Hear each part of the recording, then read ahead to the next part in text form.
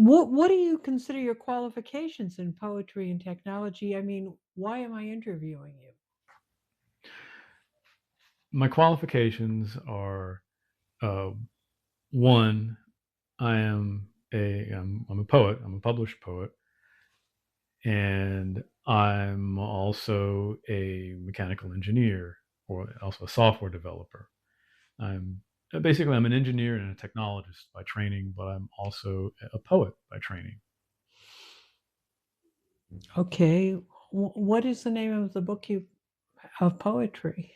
I published a collection of poetry called The Ghetto Birds, published by Frayed Edge Press back in 2021. I've been writing poetry for well over 20 years, and I'm still writing it. And you have individual poems Yes. Uh, accepted. yeah, I mean, I've gotten poetry published in literary magazines and in anthologies. Okay, well, what got you interested in that whole topic?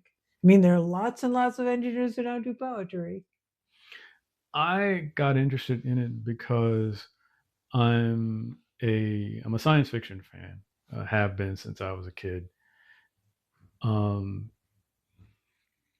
and when I uh, got back from graduating, as an engineer in Worcester, Massachusetts, I came back to Atlanta to a very vibrant poetry scene. This was the early '90s, and it was kind of sort of like the heyday of Afrocentric literature and poetry.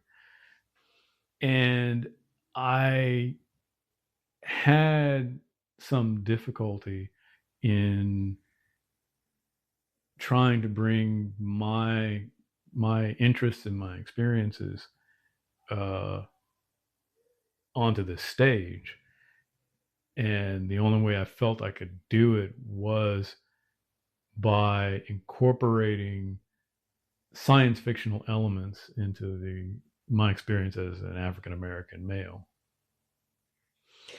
Is there something about writing poetry that introduced you to your wife, the beautiful Alice? Well, we met at a writers group, and we uh, basically started bonding over that. She also liked my drumming. What kind of poetry did you do at that time? My poetry that I did at the time it was science fiction with hints of you know African American culture, funk music, a lot of music. Because in addition to being a poet, I also uh, tried to learn different types of instruments. I was in the college glee club, and even joined a percussion choir when I came back to Atlanta.